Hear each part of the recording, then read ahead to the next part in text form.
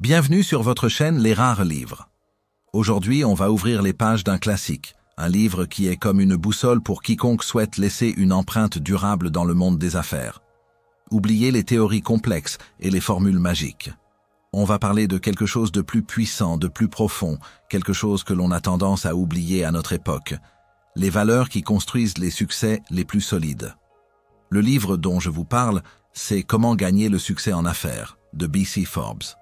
Vous connaissez peut-être son nom sans le savoir, car B.C. Forbes n'est rien de moins que le fondateur du mythique magazine Forbes. À l'aube du XXe siècle, dans une Amérique en pleine effervescence industrielle et pleine de promesses, Forbes a vu au-delà des fortunes qui se bâtissaient et s'effondraient. Il a compris que la vraie réussite ne se mesurait pas en millions de dollars, mais dans la qualité de l'homme qui les gagnait. Il a cherché à découvrir et à partager les secrets non pas des plus riches, mais des plus respectables, de ceux qui bâtissaient avec intégrité, avec vision et avec un sens aigu de la responsabilité. Son point de vue est d'une légitimité rare car il a passé sa vie à écouter, à observer et à décrypter les destins des plus grands bâtisseurs de son époque. Ce qui rend ce livre si puissant, c'est qu'il est toujours d'une actualité brûlante. Dans un monde obsédé par le profit à court terme, la sagesse de Forbes nous ramène aux fondations, l'éthique, la discipline et la vision à long terme. Il nous montre que le succès n'est pas un coup de chance mais la conséquence directe d'un travail acharné, d'un caractère inébranlable et d'une honnêteté totale. Le vrai message de ce livre est que la réussite est une équation simple mais exigeante. Valeur plus, discipline plus, vision. Ce guide intemporel ne s'adresse pas qu'aux grands patrons de multinationales. Il est pour l'entrepreneur qui démarre dans son garage, pour le salarié ambitieux qui veut évoluer, pour l'étudiant qui cherche son chemin et pour tous les autodidactes qui veulent bâtir une vie qui a du sens. Il s'adresse à tous ceux qui, au fond d'eux, sentent que la réussite va au-delà du simple fait de gagner de l'argent. Dans cette série de vidéos, nous allons plonger ensemble dans l'essence de ce chef-d'œuvre. Nous allons explorer les 10 clés fondamentales que Forbes nous a léguées et qui forment le socle d'une réussite authentique et durable. Vous allez découvrir des principes qui, une fois assimilés, vont non seulement transformer votre approche du travail, mais aussi votre vision du monde. Si ce voyage au cœur des principes intemporels du succès vous parle, n'hésitez pas à vous abonner à la chaîne Les Rares Livres. C'est l'endroit où nous continuons ensemble de déterrer la sagesse des grands maîtres pour la faire revivre. Alors, êtes-vous prêts à découvrir la vraie signification de la réussite? Chapitre 1. La vraie signification du succès. Après avoir posé les fondations, la première chose que B.C. Forbes nous invite à faire, c'est de regarder en nous-mêmes et de nous poser une question essentielle, une question qui change tout. Qu'est-ce que le succès pour moi? Dans notre société, le mot succès a un sens tellement galvaudé, tellement réduit. On nous a appris à l'associer à une somme d'argent, à un titre professionnel, à une maison plus grande ou à une voiture plus rapide. Mais Forbes nous dit de prendre du recul, de ne pas nous laisser aveugler par les chiffres et les apparences. Le succès, le vrai, n'est pas une destination, ni un chiffre sur un compte en banque. C'est une œuvre d'art que l'on bâtit tout au long de sa vie et dont les plus belles richesses sont invisibles à l'œil nu. Le vrai succès, selon lui, est une symphonie de l'âme, une harmonie entre nos valeurs, nos actions et notre impact sur le monde. C'est pourquoi Forbes nous invite à repenser notre définition du succès. Il nous dit que le succès ne se limite pas à l'argent. L'argent est une conséquence, un outil, mais ce n'est jamais la finalité. Combien d'hommes ont amassé des fortunes colossales pour finir seuls et malheureux, sans respect de leur entourage, sans l'estime de soi? L'argent peut construire des palais, mais il ne peut pas bâtir une réputation. Il peut acheter des biens, mais il ne peut pas acheter l'amour ou le respect. L'argent est le carburant, pas la destination. La vraie richesse réside dans l'intégrité, dans la fierté du travail accompli, dans la reconnaissance d'autrui. Une réussite construite uniquement sur l'argent est une réussite vide, une coquille sans âme qui finira par se briser au moindre choc. Pensez à un artisan qui travaille le bois. Il gagne peut-être un salaire modeste, mais chaque meuble qu'il fabrique est une œuvre d'art, le reflet de son talent, de sa patience et de sa passion. Chaque coup de rabot est un geste d'amour. et chaque meuble qu'il livre est une partie de lui-même qu'il offre au monde. Cet homme a-t-il réussi? Pour Forbes, la réponse est un oui catégorique. Il a réussi non pas par le montant de son salaire, mais par la qualité de son travail, par le bonheur qu'il tire de sa création et par la valeur qu'il apporte à la vie des autres.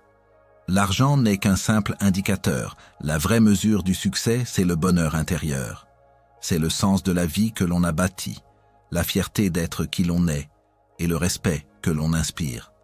C'est cette perspective qui nous amène à la véritable essence du succès: intégrité, réputation et utilité sociale. L'intégrité est le socle, le roc sur lequel on construit tout le reste. C'est la fidélité à ses propres valeurs, le courage de faire ce qui est juste même quand c'est difficile. L'homme d'affaires intègre est celui qui dort bien la nuit, car il sait que ses gains sont le fruit d'un travail honnête et d'un commerce juste. La réputation, quant à elle, est le reflet de cette intégrité. C'est le capital le plus précieux qui ne s'achète pas. Elle se construit par une série de petites actions, de promesses tenues, de choix éthiques qui, mis bout à bout, créent un bouclier de confiance qui vous protège et qui vous rend invincible. La réputation est la garantie que l'on est digne de confiance. Et dans le commerce, la confiance est le lubrifiant qui fait tourner les roues.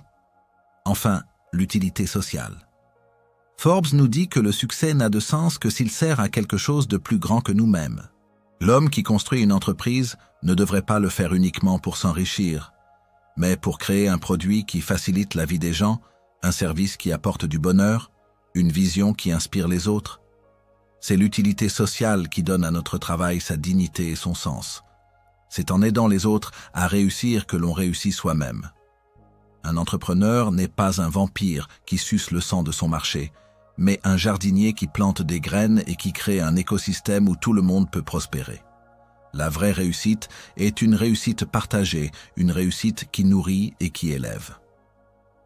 Un autre exemple que Hubbard aurait pu vous raconter est celui d'un petit épicier de quartier.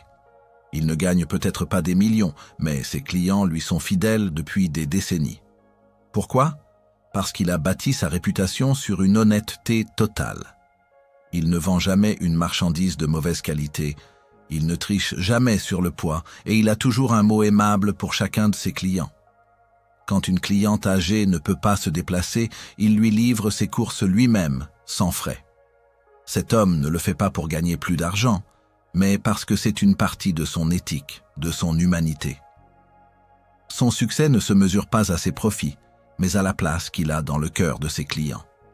Son utilité sociale, son rôle dans sa communauté est sa plus grande richesse. Il a bâti quelque chose qui a du sens, quelque chose qui va bien au-delà de la simple vente de nourriture. Et c'est cette idée de bâtir quelque chose qui a du sens qui est le véritable cœur de ce chapitre. Forbes nous incite à une introspection profonde. Quel est le sens de mon travail? Quel est l'impact de mes actions sur la vie des autres? Est-ce que ce que je fais est digne de mon respect? Est-ce que je serais fier de mes actions si le monde entier les voyait? Ce sont des questions qui ne sont pas faites pour nous paralyser, mais pour nous guider, pour nous donner une boussole interne qui nous aide à prendre les bonnes décisions. Pensez à un leader qui inspire ses équipes. Il ne le fait pas en les menaçant, mais en leur donnant une vision, en leur montrant que leur travail a un impact, qu'il a un sens. Il leur montre que chaque effort qu'ils font ne sert pas à remplir ses poches, mais à construire quelque chose de grand, quelque chose dont ils pourront être fiers. Il les amène à se dépasser non pas par peur, mais par amour, pour le travail bien fait. C'est le pouvoir de la signification. C'est le pouvoir de la vision. Le succès pour Forbes est donc un tout. C'est l'harmonie de l'intérieur et de l'extérieur. C'est avoir une intégrité qui nous permet de nous regarder en face le matin, une réputation qui fait que les autres nous respectent, et une utilité sociale qui fait que notre vie a un impact positif sur le monde. C'est une richesse qui ne peut être comptée, une grandeur qui ne peut être mesurée. C'est la beauté du succès qui a du sens. C'est le premier pas sur le chemin qui mène non pas à la richesse, mais à la plénitude. C'est l'idée que, en fin de compte, la vraie victoire ne se gagne pas contre les autres, mais contre la partie de nous-mêmes qui aurait pu nous pousser à être moins que ce que nous sommes. Chapitre 2. Le pouvoir de la vision et de l'ambition. Après avoir compris que le succès n'est pas qu'une affaire d'argent mais une quête d'intégrité et de sens, le pas suivant, pour B.C. Forbes, est de trouver l'étincelle qui allume le feu, la vision et l'ambition. Le succès commence toujours dans l'esprit. Avant qu'une entreprise ne soit construite, elle est rêvée. Avant qu'un produit ne soit fabriqué, il est imaginé. La vision est le plan, le rêve, le dessin mental d'un futur que l'on veut rendre réel. L'ambition, c'est l'énergie, le carburant, la faim qui nous pousse à nous lever chaque matin pour travailler à la réalisation de ce rêve. Un homme sans vision est un navire sans gouvernail, il dérive au gré des courants sans jamais atteindre un port. Un homme sans ambition est un navire au port, il est en sécurité, mais il n'accomplira jamais la mission pour laquelle il a été construit. La combinaison de ces deux forces est ce qui propulse un individu de la simple existence vers l'accomplissement. Forbes nous dit que les grands succès commencent par de grandes idées. Mais une grande idée n'est pas une simple pensée passagère. C'est une conviction, une vision claire et obsédante de ce que l'on veut créer ou accomplir. C'est le plan de la cathédrale avant que la première pierre ne soit posée. C'est l'image de la ligne d'arrivée avant que la course ne commence. Une grande idée est une force intérieure qui nous pousse, nous obsède, nous inspire. Elle est si puissante qu'elle nous donne la force de surmonter le doute, la critique et le scepticisme. Elle est le phare dans la brume, la lumière qui guide nos pas même quand tout autour de nous n'est qu'incertitude. L'homme qui a une vision claire a déjà fait la moitié du chemin car il sait exactement où il va. Pensez aux grands bâtisseurs de notre monde. Ont-ils commencé en se disant qu'ils voulaient juste gagner de l'argent? Non. Ils ont commencé en se disant qu'ils voulaient révolutionner la manière dont les gens communiquent, dont ils se déplacent, dont ils vivent. Ils avaient une vision qui était plus grande qu'eux-mêmes, plus grande que le profit. Ils voulaient changer le monde. Et c'est cette vision, cette ambition qui a nourri leurs efforts, leur a donné le courage de prendre des risques, de se relever après les échecs et de persévérer malgré tout. La grandeur d'une idée est la mesure de la grandeur de l'ambition qui la porte. Mais une grande vision, seule, ne mène à rien. C'est une belle peinture, mais qui ne prend vie que si l'on a les outils et la discipline pour la peindre.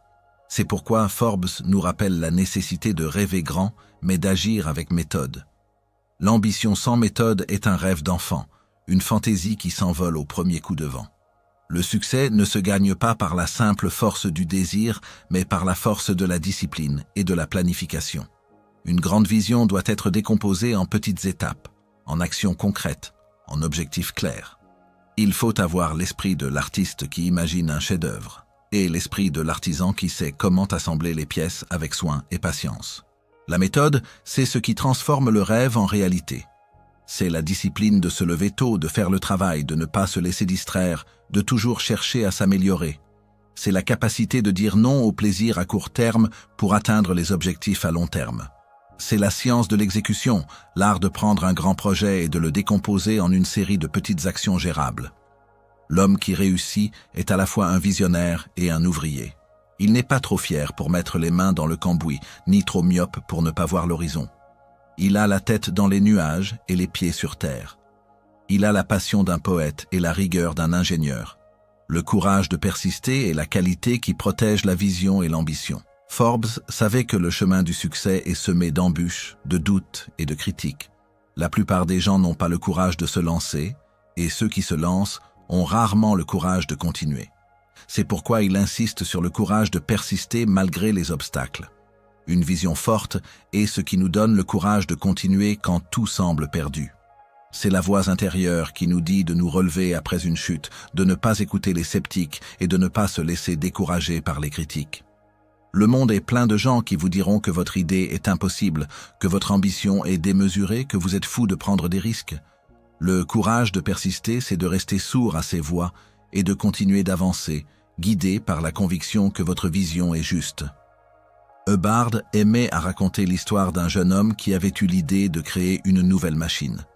Il avait une vision claire de ce qu'elle pouvait accomplir, et il était rempli d'une ambition féroce de la construire. Il a passé des années à travailler sur son projet, il a dépensé toutes ses économies, il a essuyé des refus de tous les investisseurs qu'il a approchés. Ses amis et sa famille l'ont exhorté à abandonner, à chercher un emploi stable, à revenir à la réalité. Mais le jeune homme, parce que sa vision était si forte, a refusé d'écouter. Il a continué à travailler, à affiner ses plans, à améliorer son prototype. Il a puisé la force de persister dans la clarté de sa vision. Et un jour, après des années de travail acharné, il a finalement construit sa machine, qui a révolutionné l'industrie. Son succès n'était pas le fruit de la chance, mais de la persévérance, d'un courage inébranlable et d'une vision qui n'a jamais faibli. Une autre de ses anecdotes parlait d'un petit commerçant qui, en plein milieu d'une crise économique, a eu la vision de lancer un nouveau service de livraison. Tout le monde lui a dit que c'était le pire moment pour prendre un risque, que les gens n'avaient pas d'argent et qu'il allait faire faillite. Mais l'entrepreneur, fort de son observation et de son bon sens, a vu que c'était justement le moment idéal. Les gens avaient besoin d'être aidés, de se faire livrer les biens qu'ils ne pouvaient plus aller chercher eux-mêmes. Il a agi avec une grande méthode, en démarrant petit, en offrant un service d'une qualité irréprochable et en bâtissant la confiance avec ses premiers clients. Il a essuyé de nombreux échecs au début, mais son courage ne l'a jamais quitté. Il avait une vision qui était plus forte que la peur et son ambition était plus grande que les obstacles. Il a persévéré et son entreprise est devenue un service essentiel dans sa communauté, un exemple de résilience et d'innovation. Le pouvoir de la vision et de l'ambition est immense. C'est ce qui nous permet de voir au-delà du présent, de croire en un futur meilleur et de travailler à le rendre réel. C'est ce qui nous donne la force de ne pas nous contenter du statu quo, de ne pas nous résigner, de toujours chercher à nous dépasser. C'est ce qui fait que nous ne sommes pas des spectateurs de notre vie, mais des créateurs. Le succès ne se gagne pas en suivant les autres, mais en traçant son propre chemin, guidé par la lumière de sa propre vision. Et c'est en osant rêver grand, en agissant avec méthode et en persistant malgré tout que l'on construit non seulement une réussite, mais une vie qui a du sens, une vie qui est une véritable œuvre d'art. Chapitre 3. Le travail acharné comme fondation. Après avoir allumé la flamme de la vision et de l'ambition, B.C. Forbes nous ramène à la réalité la plus fondamentale. La flamme ne s'entretient pas toute seule. La vision n'est qu'un rêve sans le travail acharné qui la transforme en réalité. Pour Forbes, le succès n'est jamais le fruit du hasard. C'est la conséquence directe et inévitable d'un effort constant, d'une discipline de fer et d'une persévérance à toute épreuve. Il n'existe pas de raccourci vers la réussite durable. Chaque grande réalisation, chaque empire commercial, chaque œuvre d'art qui a traversé les âges est le résultat d'un effort immense, souvent invisible, qui a été répété jour après jour, année après année. Le travail acharné est la fondation sur laquelle tout le reste est construit. Si cette fondation est faible, la structure entière s'effondrera au premier coup de vent. Forbes nous enseigne qu'il n'y a aucune réussite durable sans effort constant. Il rejette l'idée que les grands hommes d'affaires sont nés avec un don mystérieux qui leur a permis de réussir sans effort.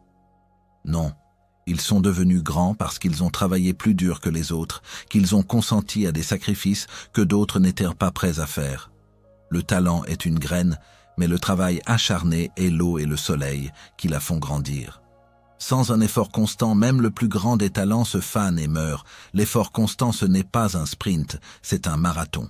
C'est la capacité de se présenter au travail chaque jour, de faire ce qui doit être fait, même quand l'inspiration n'est pas là. C'est la discipline de l'habitude, la force de la routine qui, à la longue, surpasse le génie ponctuel. Un homme qui travaille dur ne craint pas la compétition, car il sait que son plus grand concurrent est lui-même. Il sait que chaque jour il doit se surpasser, il doit faire un peu plus que la veille. C'est cette mentalité qui le fait avancer quand les autres se reposent, qui le fait apprendre quand les autres se divertissent. L'effort constant est une force cumulative qui grandit avec le temps, qui se renforce à chaque obstacle surmonté, à chaque défi relevé. Et un jour, après des années de ce labeur silencieux et persistant, le succès arrive, et le monde entier est surpris, le qualifiant de coup de chance. Mais pour l'homme qui a travaillé, ce n'est pas de la chance. C'est la récolte qu'il a semée il y a bien longtemps. Cette philosophie du travail mène à le culte de la discipline. Pour Forbes, le travail acharné n'est pas une contrainte, mais une discipline que l'on s'impose à soi-même pour atteindre une plus grande liberté. C'est une discipline qui commence par les petites choses, les habitudes quotidiennes qui, mises bout à bout, construisent un caractère fort et une efficacité redoutable. Forbes était un fervent partisan de l'idée de se lever tôt. Il y voyait non pas une torture, mais une manière de prendre de l'avance sur le monde, de faire le travail important avant que les distractions de la journée ne commencent. Se lever tôt, c'est choisir de diriger sa journée plutôt que de la subir. C'est une déclaration d'intention, un acte d'engagement envers ses objectifs. Mais la discipline ne s'arrête pas là. Elle est aussi la discipline de l'apprentissage constant. Un homme ne doit jamais considérer qu'il sait tout. Le monde change trop vite. Et la connaissance est la seule monnaie qui ne se dévalue jamais. L'entrepreneur qui réussit est un éternel étudiant, qui lit, qui écoute, qui observe, qui pose des questions, qui cherche toujours à s'améliorer.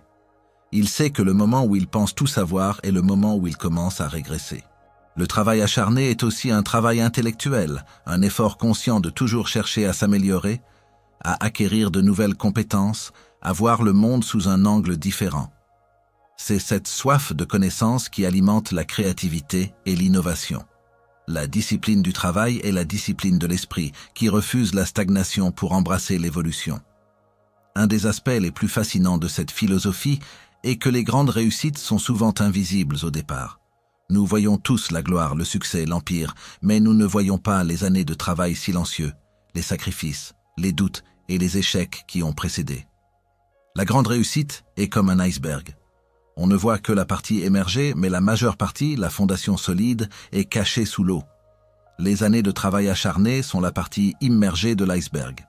C'est l'entrepreneur qui travaille jour et nuit dans son garage, l'écrivain qui passe des années à peaufiner son manuscrit, l'inventeur qui subit des centaines d'échecs avant de trouver la bonne solution.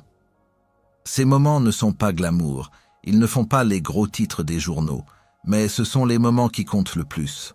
Forbes aurait sans doute raconté l'histoire d'un jeune homme qui rêvait de construire une grande entreprise.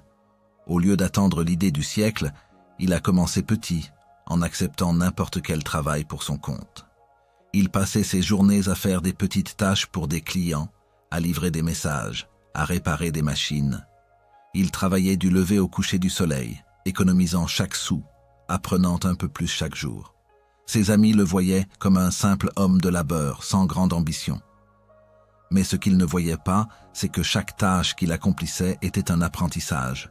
Chaque client qu'il servait était une relation qu'il bâtissait, chaque sou qu'il économisait était un investissement dans son futur. Sa grande réussite n'était pas un coup de chance, mais le résultat de milliers de petits efforts, de milliers de jours de travail acharné qui, à la longue, ont donné naissance à une entreprise prospère et respectable. Une autre de ces histoires, c'est celle d'un homme qui voulait devenir expert dans son domaine. Au lieu de lire les livres les plus complexes, il a décidé de lire tout ce qui existait sur son sujet, des livres d'experts aux petits articles de presse. Il a passé des années à lire, à noter, à organiser ses pensées. Il n'était pas un génie, mais il avait une discipline de fer. Il a travaillé si dur, si constamment, que sa connaissance est devenue plus profonde et plus vaste que celle des experts qui ne comptaient que sur leur talent. Son succès n'était pas une surprise, mais la conséquence logique d'un effort constant. Il avait compris que le travail acharné et l'apprentissage permanent sont les deux moteurs de l'excellence. En fin de compte, le message de Forbes est un message d'humilité et de dignité du travail. Il nous rappelle que le succès n'est pas un privilège, mais un droit que l'on gagne par son effort. C'est un appel à ne pas craindre le travail, mais à l'embrasser, à le voir comme une occasion de grandir, d'apprendre et de se dépasser.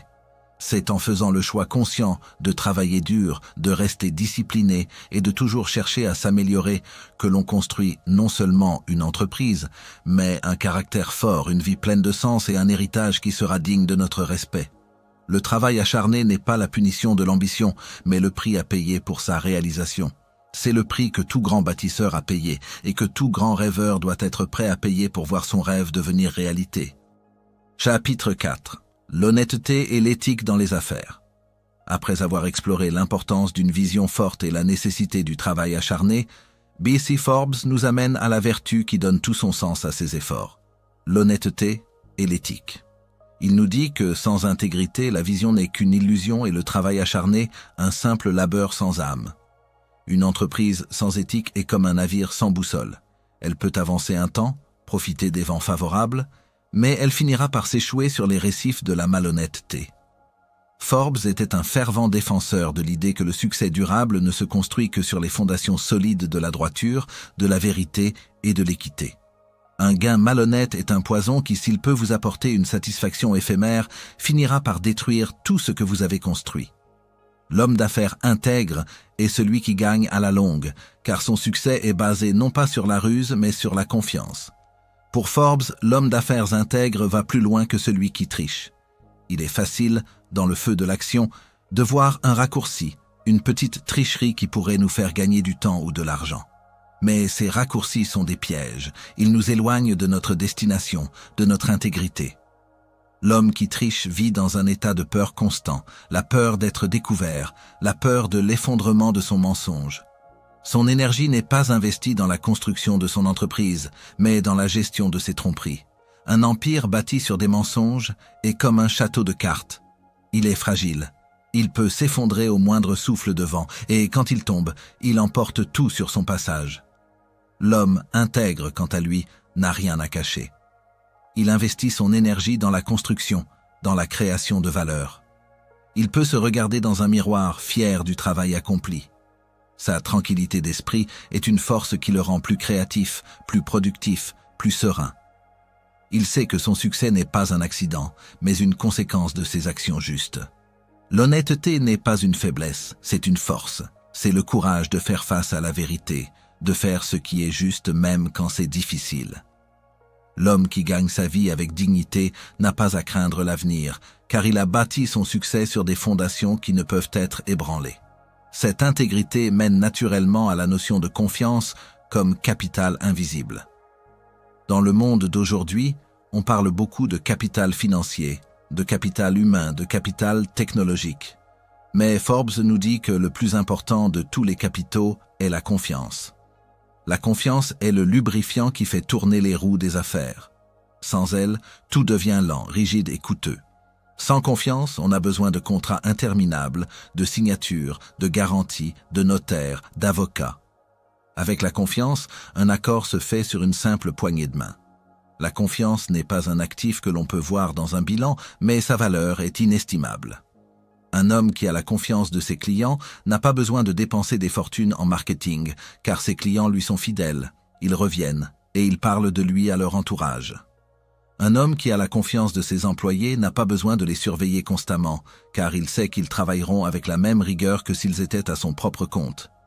Un homme qui a la confiance de ses partenaires n'a pas à craindre d'être trahi, car il sait que leur parole vaut de l'or.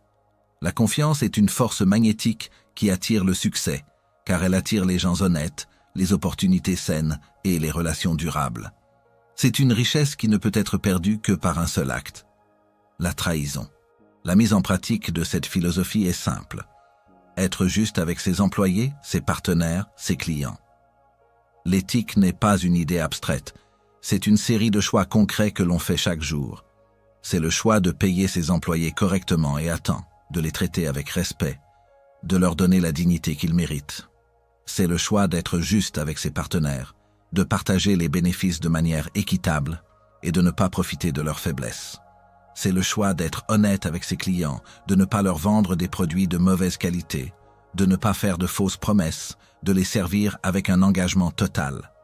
Un homme qui est juste avec les autres est un homme qui est juste avec lui-même, et c'est cette justice qui le rend invincible. Forbes aurait pu nous raconter l'histoire d'un entrepreneur qui, au début de sa carrière, a dû faire un choix difficile. Il avait reçu une livraison de matières premières de mauvaise qualité pour une commande importante.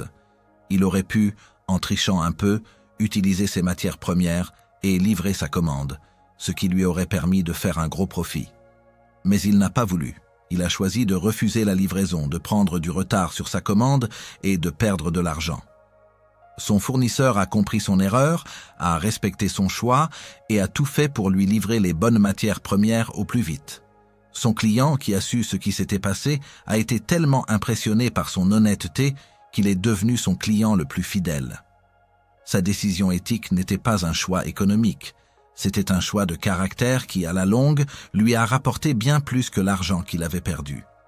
Une autre anecdote parlait d'un jeune manager qui a eu à gérer une situation difficile avec l'un de ses employés. L'employé avait fait une erreur coûteuse pour l'entreprise et la direction exigeait qu'il soit licencié. Le manager savait que l'employé était un homme bon et travailleur, qu'il avait simplement fait une erreur. Il a choisi de se battre pour lui, d'expliquer à la direction que la vraie force d'une entreprise résidait dans la loyauté de ses employés et que le licenciement n'était pas la bonne solution. Il a réussi à sauver l'emploi de son employé.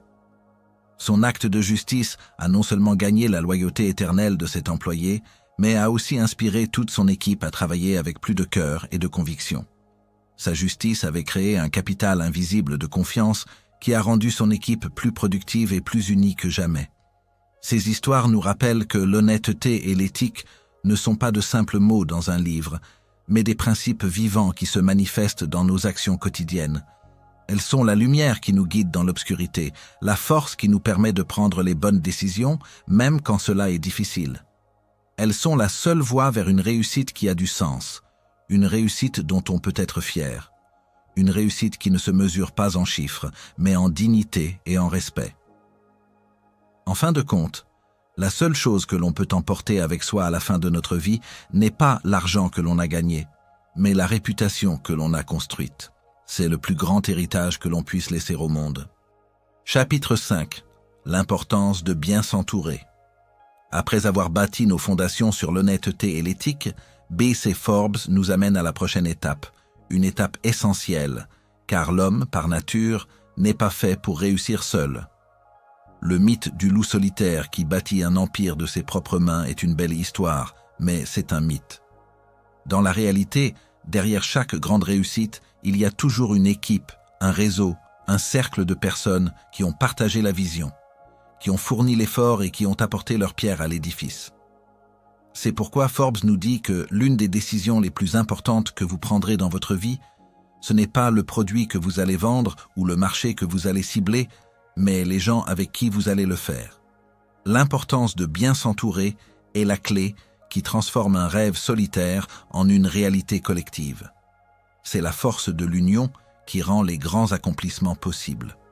Forbes insiste sur le fait que le succès est collectif, pas seulement individuel. Aucun grand leader n'a jamais accompli quelque chose d'extraordinaire sans l'aide, le soutien, le talent et la loyauté des autres. Pensez à un grand chef d'orchestre. Il ne joue pas de tous les instruments en même temps. Son génie ne réside pas dans sa capacité à faire tout seul, mais dans son talent à faire en sorte que chaque musicien, avec son propre instrument, joue en harmonie avec les autres pour créer une symphonie. Le succès est cette symphonie. C'est un effort d'équipe, une collaboration où chaque personne apporte son talent, sa perspective et son énergie pour un but commun. L'homme qui essaie de tout faire tout seul est un homme qui est limité par ses propres forces, ses propres connaissances et ses propres faiblesses. Il ne pourra jamais aller aussi loin que l'homme qui sait s'entourer de gens plus talentueux que lui dans des domaines spécifiques et qui sait les inspirer pour qu'ils travaillent ensemble. Dans une entreprise, le succès ne vient pas du haut, mais de chaque maillon de la chaîne, de l'ouvrier qui fabrique le produit au vendeur qui le propose, en passant par le comptable qui gère les finances et l'ingénieur qui innove. Chaque personne est une pièce essentielle d'un puzzle plus grand. C'est la reconnaissance de cette vérité qui fait les grands leaders. Ils ne cherchent pas la gloire pour eux-mêmes, mais pour leur équipe. Ils célèbrent les victoires de leurs collaborateurs, ils les soutiennent dans leurs échecs et ils créent un environnement où chacun peut donner le meilleur de lui-même. Le succès, c'est ce que l'on construit ensemble. C'est la fierté partagée d'avoir accompli quelque chose de grand. Cette idée nous amène à la partie la plus critique du processus. Choisir ses collaborateurs avec soin. Forbes nous met en garde contre la tentation de ne regarder que le CV, les diplômes ou l'expérience. Bien sûr, les compétences sont importantes, mais le caractère est tout. Une personne peut avoir le plus grand des talents, mais si elle est malhonnête, si elle n'est pas digne de confiance, si elle est paresseuse ou si elle est sournoise, elle deviendra un poison qui détruira l'équipe de l'intérieur. Il est bien plus facile d'enseigner des compétences que de changer le caractère d'une personne. Le grand leader choisit ses collaborateurs non seulement pour ce qu'ils savent, mais pour ce qu'ils sont. Il recherche l'intégrité, la passion, la loyauté et un esprit de collaboration. Il veut des gens qui partagent sa vision, ses valeurs et qui sont prêts à se retrousser les manches pour atteindre l'objectif commun. Une équipe de personnes honnêtes, travailleurs et loyaux, même si elles n'ont pas un talent exceptionnel, ira plus loin qu'une équipe de génies sans caractère. C'est la confiance qui lie une équipe. Si vous n'avez pas confiance en la personne qui travaille à vos côtés, vous passerez votre temps à vérifier son travail, à vous inquiéter de ses intentions, et cette énergie est une énergie perdue. Au contraire, si vous vous entourez de personnes dignes de confiance, vous pouvez travailler avec une sérénité qui vous permettra de vous concentrer sur l'essentiel, la création de valeur et l'atteinte de vos objectifs. Hubbard aurait sans doute raconté l'histoire d'un entrepreneur qui, au début de sa carrière, était confronté à la décision d'embaucher 2 personnes pour un poste clé. La première personne avait un CV parfait, les meilleures références et un talent indéniable. La deuxième personne avait un CV plus modeste, mais elle avait une réputation d'intégrité sans faille, un caractère droit et une volonté de faire. La première personne demandait un salaire très élevé, la seconde, un salaire plus raisonnable. Contre l'avis de ses conseillers, l'entrepreneur a choisi la deuxième personne. Son instinct lui disait que le caractère était plus important que le talent pur. Et il a eu raison. L'employé au caractère fort est devenu son bras droit, son confident, le pilier de son entreprise. Son talent s'est développé avec la pratique et sa loyauté est devenue une source de force inestimable. L'entrepreneur a compris ce jour-là que le meilleur investissement qu'il puisse faire, c'est d'investir dans le caractère des gens. Enfin, Forbes nous rappelle l'importance capitale des mentors et des modèles. On n'apprend pas seulement en faisant, on apprend en regardant et en écoutant les autres. Un mentor n'est pas un gourou qui a toutes les réponses, mais un guide qui a déjà parcouru le chemin que vous voulez emprunter. Il a fait des erreurs, il a connu des succès, et sa sagesse est une source de lumière qui peut vous éviter des détours inutiles et des pièges dangereux. Le mentorat est une relation d'échange, de confiance et de respect. C'est une manière d'accélérer son propre apprentissage en puisant dans la richesse de l'expérience d'un autre. Un homme qui refuse de se faire conseiller par plus sage que lui est un homme qui est condamné à faire toutes les erreurs par lui-même. Forbes nous dit que le succès, c'est aussi de reconnaître que l'on ne sait pas tout et de chercher humblement la sagesse des autres. Les grands leaders sont de grands apprenants. Ils ont des mentors, des modèles, des gens qu'ils admirent et dont ils s'inspirent. Ils ne voient pas cela comme une faiblesse, mais comme une force. C'est en s'entourant de personnes meilleures que soi que l'on devient meilleur. Un modèle, c'est un homme ou une femme que l'on admire pour son caractère, son intégrité, son succès. C'est une étoile qui nous montre le chemin. Ces histoires nous rappellent que le succès est une affaire de connexion. C'est une affaire de cœur et d'esprit. C'est la capacité de reconnaître que l'on ne peut pas tout faire seul, de savoir s'entourer des bonnes personnes, de les traiter avec respect et de chercher leur sagesse. C'est une démarche d'humilité et de sagesse. Un homme qui a un bon réseau, des collaborateurs fiables et un mentor inspirant est un homme qui est déjà à moitié sur le chemin de la réussite. Car il a bâti autour de lui une fondation de soutien qui le portera dans les moments difficiles et qui célébrera ses victoires dans les moments de gloire. Chapitre 6. Apprendre de l'échec. Après avoir mis l'accent sur l'importance de bien s'entourer, B.C. Forbes nous amène à une réalité incontournable du chemin de la réussite.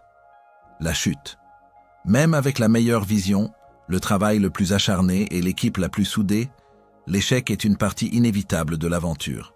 Le chemin vers le succès n'est pas une ligne droite, mais une succession de virages, de montées et souvent de chutes. Et pour Forbes, c'est dans la manière dont on gère ces chutes que se révèle le véritable caractère d'un homme. L'échec n'est pas la fin du chemin. C'est un enseignant sévère, mais juste. Un maître qui nous donne des leçons que le succès ne pourra jamais nous offrir.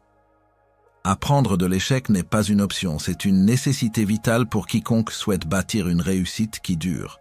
Un homme qui n'a jamais échoué est un homme qui n'a jamais rien tenté. Forbes nous dit que chaque chute contient une leçon. L'échec est une source d'information d'une valeur inestimable, une mine d'or de données que l'on ne peut obtenir qu'en se confrontant à la réalité. Quand on échoue, on est forcé de se poser des questions que l'on n'aurait jamais posées en cas de succès. Pourquoi cela n'a-t-il pas fonctionné? Où est-ce que je me suis trompé? Qu'est-ce que j'aurais pu faire différemment? Ces questions sont le début d'un processus de croissance et de maturation. L'échec nous force à être humbles, à revoir nos certitudes, à affiner nos stratégies. Il nous enlève les illusions que le succès peut créer et nous ramène à la réalité brute. Une erreur n'est pas une défaite, c'est une expérience. Un échec n'est pas la fin, c'est un nouveau départ, une occasion d'apprendre et de s'améliorer. Pensez à un scientifique. Il ne voit pas une expérience qui ne fonctionne pas comme un échec, mais comme un résultat qui lui donne une nouvelle information. Il ne se décourage pas, il ajuste son hypothèse et il recommence. L'homme d'affaires qui réussit est aussi un scientifique. Il n'a pas peur de l'échec. Il le voit comme une partie du processus d'innovation. Il sait que la seule façon de trouver une solution qui fonctionne est de passer par une multitude de solutions qui ne fonctionnent pas. L'échec nous donne le recul nécessaire pour voir la situation dans son ensemble. Il nous permet de découvrir nos faiblesses, de voir les failles de nos plans, de comprendre ce que nos concurrents font mieux que nous. L'échec est une sonnette d'alarme, un avertissement qui, si on l'écoute, nous sauve d'un désastre encore plus grand. C'est cette perspective qui fait que les grands leaders parlent de leurs erreurs. Dans notre culture, on a tendance à cacher nos échecs, à ne parler que de nos succès. Mais Forbes nous dit que les vrais leaders ne font pas cela. Ils ont le courage, l'humilité et la sagesse de parler ouvertement de leurs erreurs. Ils ne le font pas pour se plaindre, mais pour enseigner. En partageant leurs échecs, ils montrent qu'ils sont des êtres humains, qu'ils sont faillibles.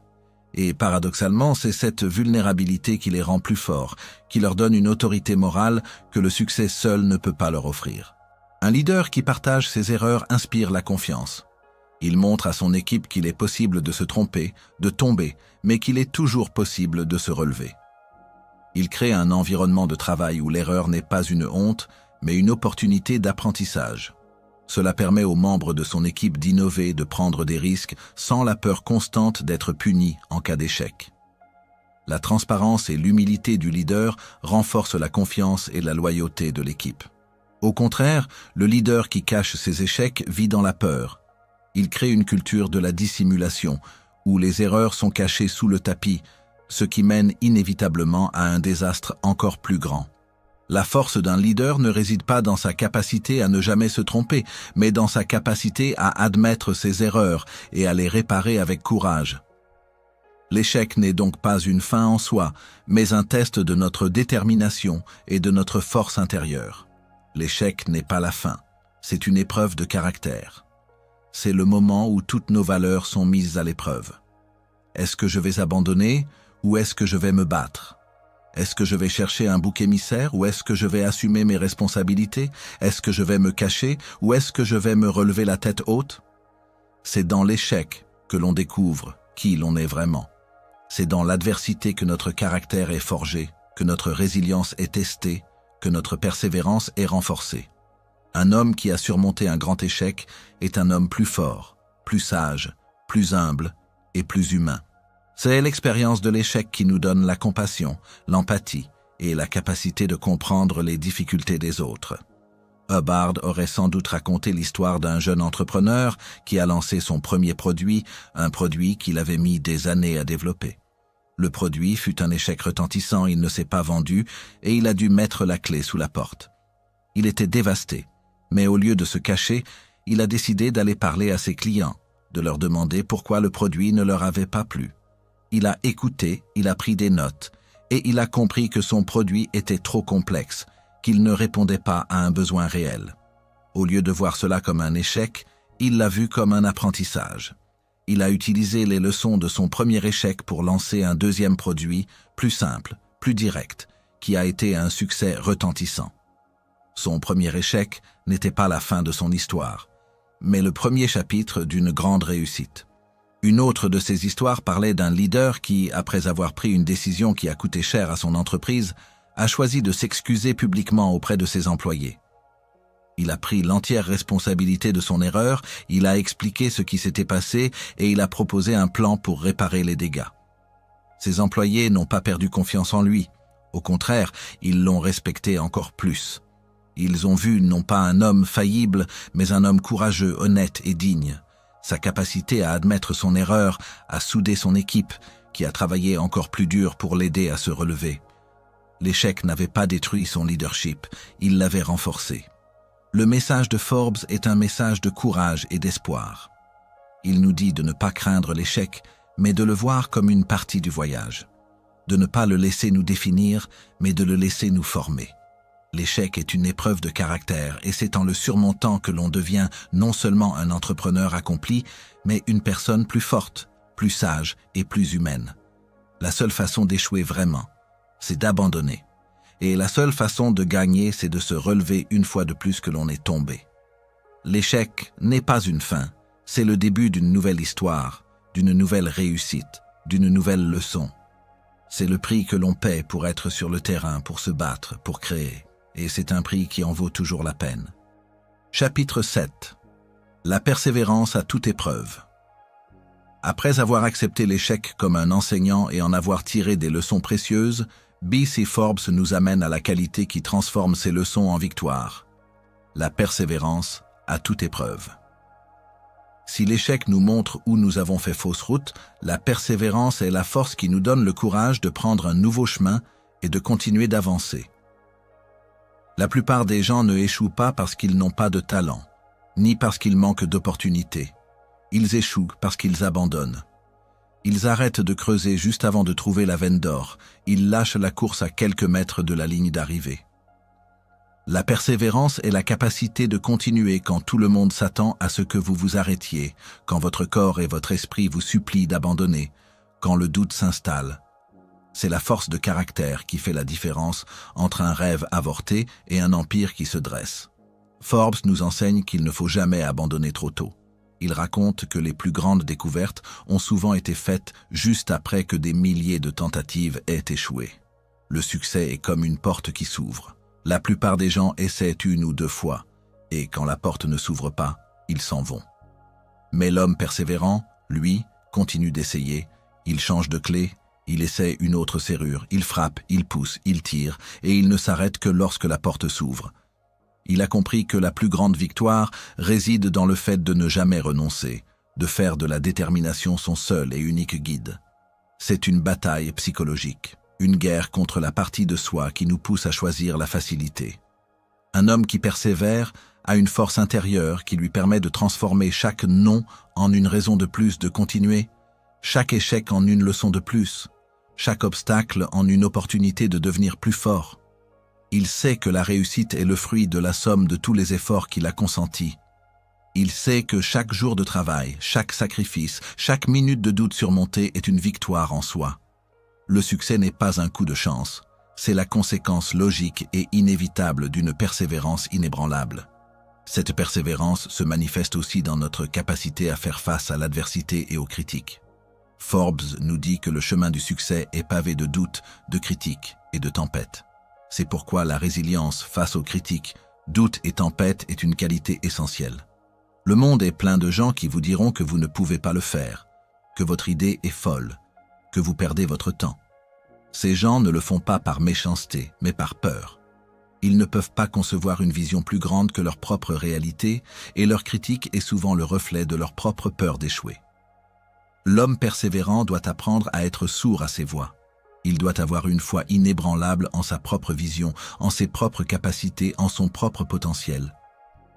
La résilience n'est pas seulement la capacité à encaisser les coups, mais c'est aussi la capacité à se relever après chaque coup. C'est la force de rebondir après un échec, de ne pas se laisser submerger par la tempête, de continuer à avancer, même quand on a le sentiment que tout est perdu. Pensez à un bateau qui navigue en pleine tempête. L'équipage ne s'arrête pas de naviguer, il ne jette pas l'éponge. Au contraire, il s'adapte, il change de cap, il résiste, et il ne relâche pas ses efforts tant qu'il n'est pas arrivé à bon port. Le succès est ce port. La résilience est la force qui nous permet d'y arriver malgré les tempêtes. L'histoire est pleine d'exemples de personnalités qui ont persévéré malgré tout. Forbes aurait sans doute parlé de l'inventeur qui, après avoir essuyé des milliers de refus et des centaines d'échecs, a finalement créé une invention qui a changé le monde. On lui a dit qu'il était un rêveur, un fou, qu'il perdait son temps. Mais il avait une foi inébranlable en sa vision. Et c'est cette foi qui l'a poussé à continuer, à affiner ses plans, à améliorer son prototype, jusqu'à ce que la victoire soit sienne. Son succès n'était pas un coup de chance, c'était le fruit de sa persévérance. Une autre de ses anecdotes parlait d'un petit commerçant qui a vu son magasin détruit par un incendie. Il avait tout perdu. Au lieu d'abandonner, il a décidé de reconstruire. Il a travaillé jour et nuit. Il a été soutenu par ses employés et ses clients qui croyaient en lui. Et il a reconstruit son magasin, plus beau et plus grand qu'avant. Son histoire n'était pas seulement une histoire de réussite commerciale, mais une histoire de persévérance et de résilience. C'était la preuve qu'on ne peut pas détruire un homme qui a la foi. La persévérance est une force de caractère qui est alimentée par la foi. La foi en sa vision, en ses capacités, en son projet. C'est cette foi qui nous donne la force de nous lever le matin et de faire ce qui doit être fait. C'est cette foi qui nous donne le courage de continuer quand tout le monde s'attend à ce que nous nous arrêtions. C'est cette foi qui nous permet de voir la lumière au bout du tunnel, même quand tout autour de nous n'est qu'obscurité. En fin de compte, le message de Forbes est un message de pouvoir personnel. Il nous rappelle que la réussite n'est pas une question de chance, mais une question de choix. C'est le choix de ne jamais abandonner, de ne jamais lâcher prise, de ne jamais laisser les critiques et les doutes nous définir. C'est le choix de faire de la persévérance notre plus grand allié, notre plus grande force. L'homme qui persévère est un homme qui est déjà un vainqueur car il a gagné la plus grande bataille de toutes, la bataille contre lui-même. C'est une bataille qui forge non seulement la réussite, mais aussi le caractère. C'est une bataille qui fait de nous des hommes plus forts, plus sages, plus dignes et plus respectables. C'est le prix que l'on paie pour la liberté d'accomplir son rêve, et c'est un prix qui en vaut toujours la peine. Chapitre 8. L'importance de la confiance en soi. Après avoir mis en lumière l'importance de la persévérance, B.C. Forbes nous amène à la source de cette force inébranlable, la confiance en soi. La persévérance est la force qui nous fait avancer, mais la confiance en soi est la conviction qui nous donne le courage de faire le premier pas et de continuer à en faire, même quand le chemin est semé d'embûches et que l'horizon est encore lointain. La confiance en soi n'est pas une arrogance bruyante ou une vanité superficielle, c'est une foi tranquille et inébranlable en sa propre vision, en ses propres capacités et en son propre potentiel. C'est la certitude intérieure que, quoi qu'il arrive, on a la force de le surmonter. C'est le moteur silencieux qui fait tourner l'entreprise la plus importante de toutes, notre vie. Forbes nous dit que le succès commence par la foi en sa vision, mais aussi la foi en soi. Il nous encourage à croire en sa vision même quand personne n'y croit. Le monde est rempli de sceptiques, de gens qui préfèrent la sécurité du statu quo à l'incertitude du changement. Quand vous avez une vision qui est plus grande que la réalité actuelle, vous êtes souvent seul. Vos amis vous diront que c'est impossible, vos concurrents vous riront au nez, vos proches vous supplieront d'être réalistes.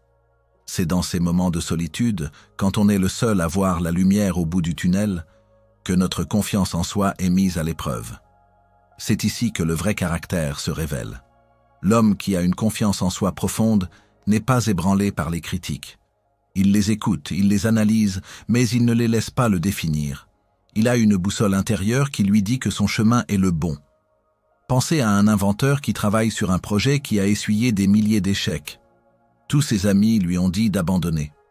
Mais il continue car sa confiance en sa vision est plus forte que la somme de tous les doutes. Il sait, au plus profond de lui, que sa vision est juste, que sa persévérance finira par payer. C'est cette foi silencieuse qui fait la différence entre un projet qui meurt et une idée qui change le monde. Cette confiance en soi, chez les grands bâtisseurs, n'a rien à voir avec l'arrogance. C'est plutôt une assurance tranquille des grands bâtisseurs. L'homme qui se vante de ses succès, qui a besoin de l'approbation des autres pour se sentir bien, est un homme qui manque de confiance en soi. Son assurance est fragile, elle est dépendante des autres, des circonstances extérieures. Au contraire, le grand bâtisseur a une assurance qui vient de l'intérieur, du savoir. Il sait ce qu'il vaut, il sait ce qu'il a accompli, il sait ce dont il est capable. Il n'a pas besoin de le crier sur les toits, ses actions parlent pour lui. Ses réalisations sont son discours. C'est une assurance qui n'est pas basée sur l'ego, mais sur la compétence, l'intégrité et l'effort. C'est l'assurance d'un capitaine qui connaît son navire, qui sait qu'il a navigué dans des tempêtes bien pires et qui, face à une nouvelle tempête, a une sérénité qui rassure tout l'équipage. L'assurance tranquille est une force magnétique qui attire le respect. Les gens ne sont pas attirés par les fanfarons, mais par les personnes qui ont une dignité et un calme intérieur. Ils savent, instinctivement, que ces personnes sont dignes de confiance.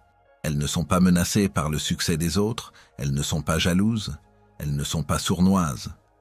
Elles sont justes et honnêtes, et c'est cette honnêteté qui est la source de leur force. La confiance en soi est une force de création, car elle nous permet de nous concentrer sur le travail à accomplir, au lieu de nous soucier de ce que les autres pensent.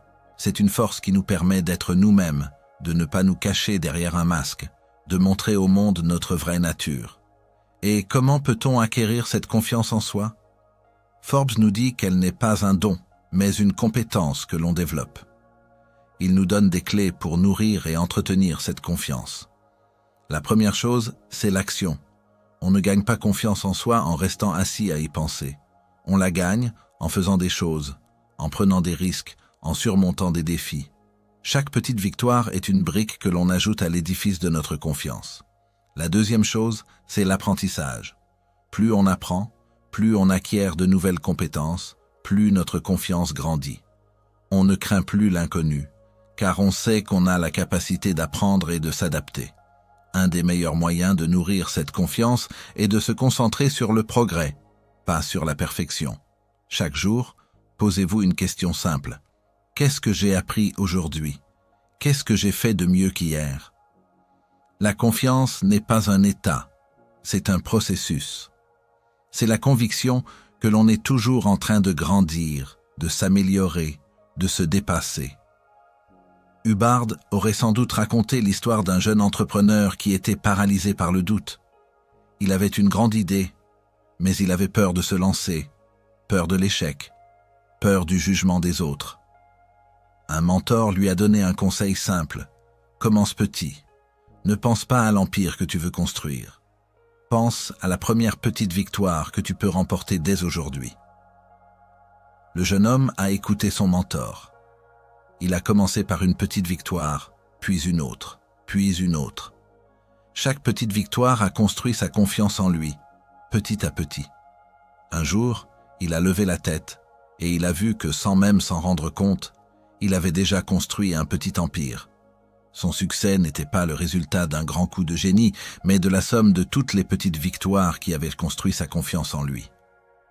Une autre de ces anecdotes parlait d'un leader qui, lors d'une crise, a fait preuve d'une incroyable sérénité. Son équipe était en panique, la presse parlait d'un désastre, mais lui, il est resté calme.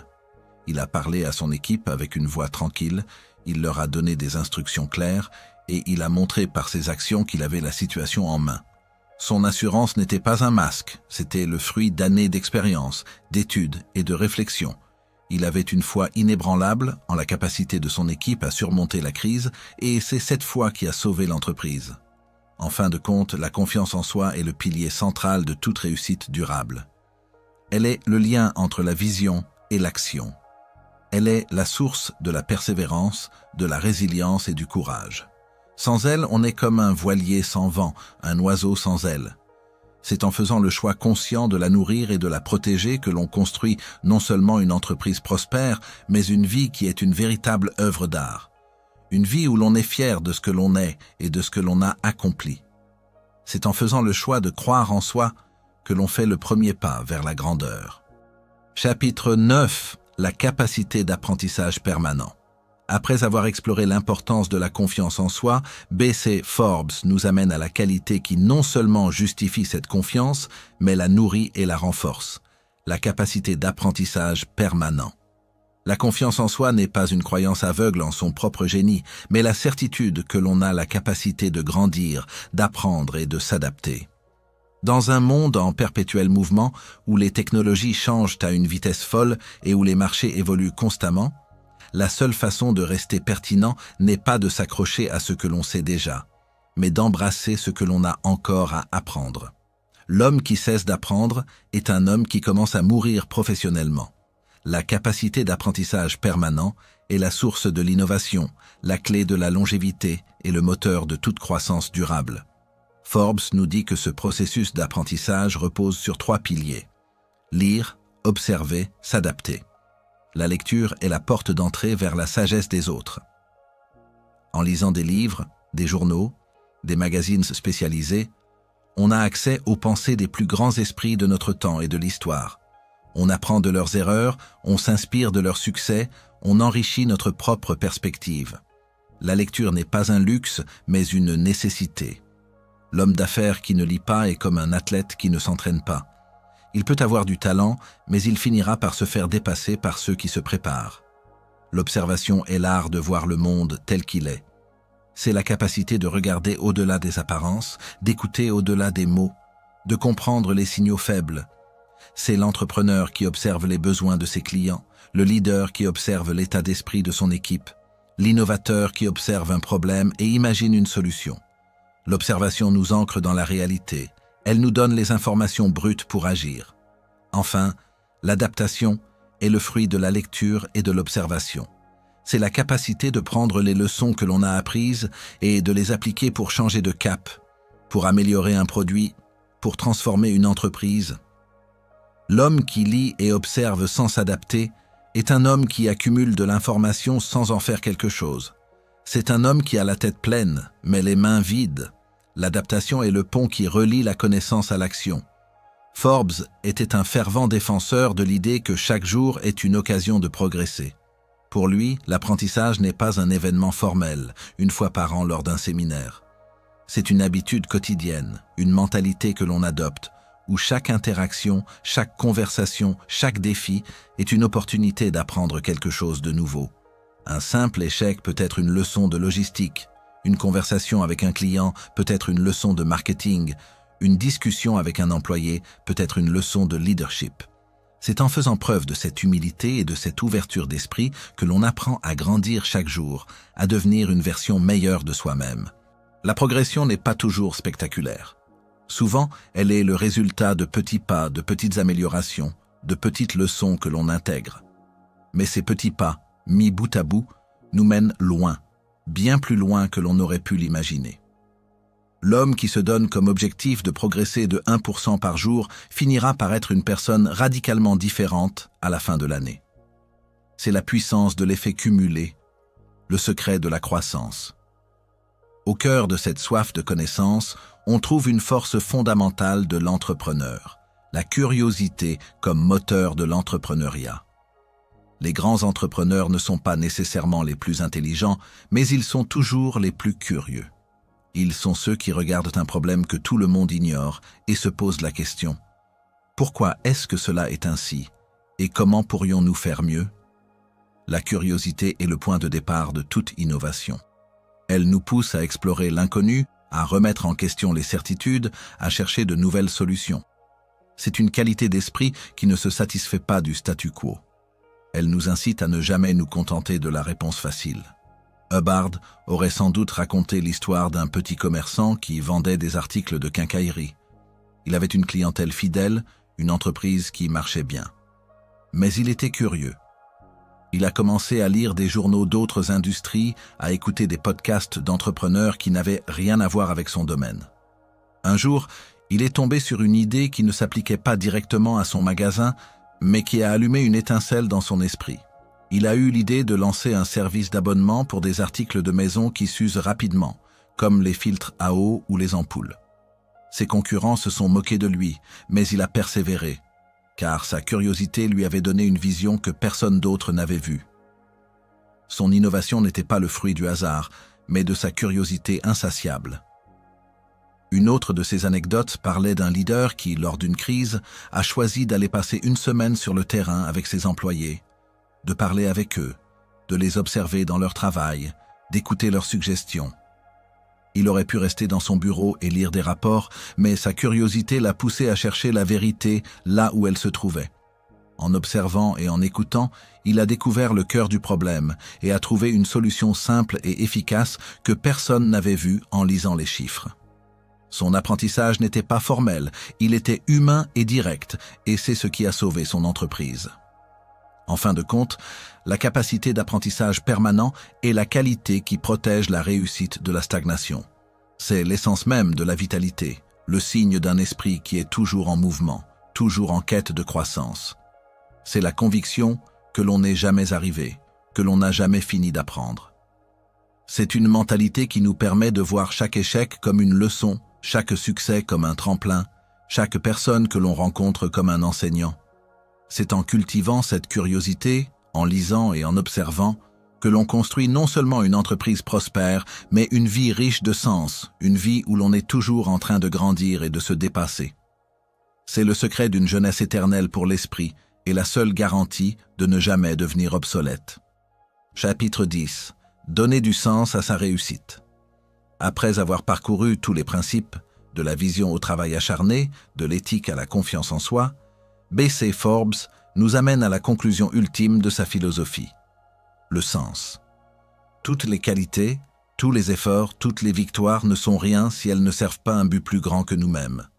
La réussite, pour Forbes, n'est pas une fin en soi, mais un moyen.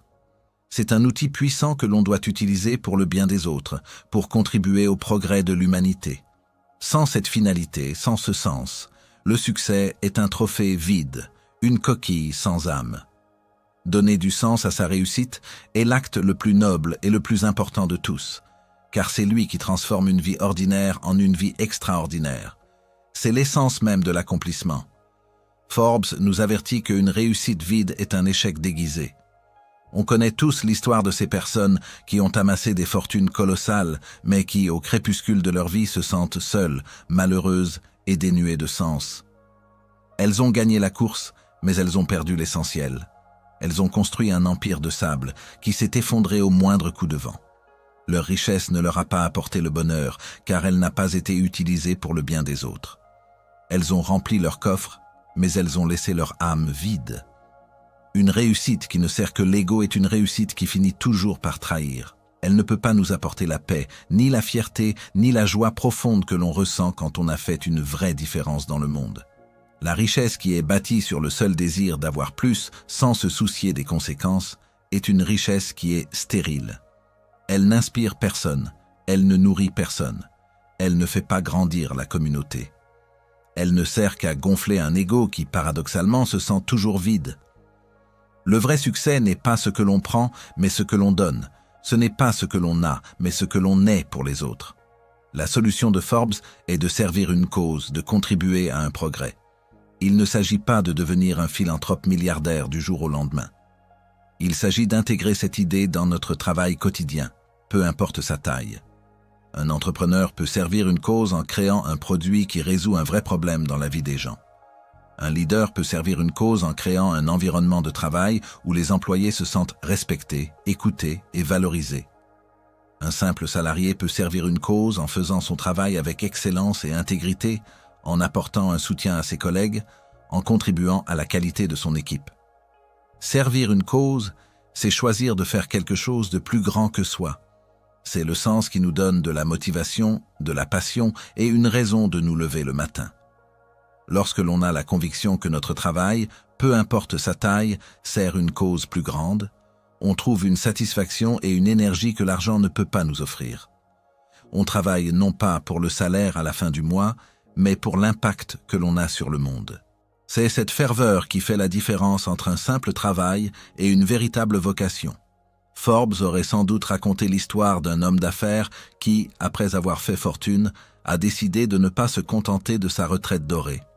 Il a choisi d'utiliser son temps, son argent et ses compétences pour fonder une organisation qui aidait les jeunes entrepreneurs à se lancer. Il passait ses journées à les écouter, à les conseiller, à les soutenir. Sa plus grande joie ne venait plus des millions qu'il avait gagnés, mais des petites victoires de ces jeunes entrepreneurs, du bonheur de les voir réaliser leurs rêves. Il avait trouvé dans la transmission et le service aux autres un sens qui avait fait de sa réussite une réussite qui avait du cœur. Une autre de ses anecdotes parlait d'un leader qui, lors d'une période difficile pour son entreprise, a choisi de ne pas licencier ses employés, même si cela aurait été économiquement plus facile. Il a choisi de se battre pour eux, de trouver des solutions, de les impliquer dans le processus de survie de l'entreprise. Il a fait cela non pas par obligation, mais par conviction. Il a réussi à sauver son entreprise et la fierté de ses employés. Son acte n'était pas une simple gestion des ressources humaines.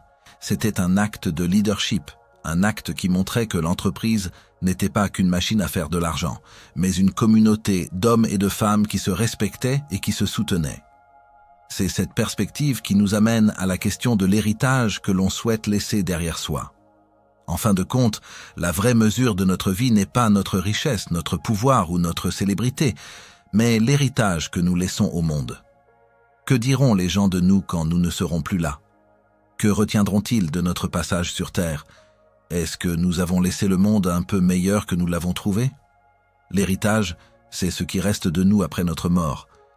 Et le plus bel héritage que l'on puisse laisser n'est pas une somme d'argent, mais un impact, une idée, une inspiration, un acte de gentillesse.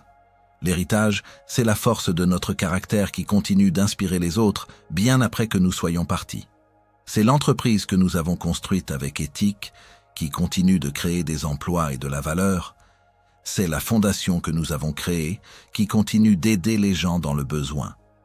C'est la sagesse que nous avons transmise à nos enfants, à nos collaborateurs, à nos amis. Ces histoires nous rappellent que le succès n'est pas une fin en soi, mais un outil puissant que nous avons la responsabilité d'utiliser pour le bien. C'est la dernière leçon de B.C. Forbes, la plus importante de toutes.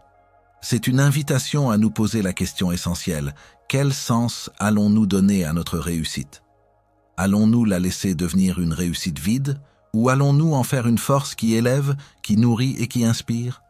C'est le choix que nous faisons qui déterminera si notre vie a été une simple existence ou une véritable œuvre d'art, un héritage qui continuera de briller bien après notre départ. Nous arrivons au terme de notre exploration de How to Win Business Success de B.C. Forbes. Ce fut un voyage au cœur des principes intemporels, une quête de la sagesse qui transcende les époques et les technologies. Ensemble, nous avons découvert que le vrai succès est bien plus que la somme des zéros sur un compte en banque. Nous avons appris que tout commence par une définition claire et noble de la réussite, ancrée dans l'intégrité et l'utilité sociale. Nous avons vu le pouvoir de la vision et de l'ambition, cette étincelle qui allume le feu du travail acharné, la seule fondation sur laquelle on peut bâtir quelque chose de durable. Nous avons compris que l'honnêteté est le capital le plus précieux, que bien s'entourer est la clé de la réussite collective et que l'échec n'est pas la fin, mais une leçon précieuse qui nous rend plus forts. Nous avons célébré la persévérance, cette force qui nous pousse à continuer quand tout le reste nous dit d'arrêter, et la confiance en soi, cette fois tranquille en notre potentiel. Enfin, nous avons saisi l'importance de l'apprentissage permanent et la nécessité absolue de donner du sens à notre réussite pour qu'elle devienne un héritage digne de ce nom. Ces 10 principes ne sont pas des théories abstraites. Ce sont des actions, des choix et des habitudes que l'on intègre dans notre vie de tous les jours. C'est une feuille de route pour une vie riche de sens. La réussite n'est pas une destination lointaine où l'on arrive un jour, mais un chemin que l'on emprunte chaque matin. C'est une œuvre d'art que l'on bâtit chaque jour, un coup de pinceau à la fois. Le message de Forbes est un message de pouvoir personnel. Il nous dit que nous avons, en nous, toutes les qualités nécessaires pour réussir, non seulement dans les affaires, mais dans la vie. Il suffit de choisir de les cultiver avec rigueur et avec foi. Ne laissez pas ces mots rester de simples idées. L'heure est venue de les mettre en pratique. Choisissez l'un de ces principes et engagez-vous à l'appliquer dès aujourd'hui. Faites de votre vie un témoignage de la puissance de ces vérités, car en fin de compte, la vraie richesse n'est pas ce que l'on gagne, mais la personne que l'on devient. Comme le disait si bien B.C. Forbes, « Real rich are the riches possessed inside ».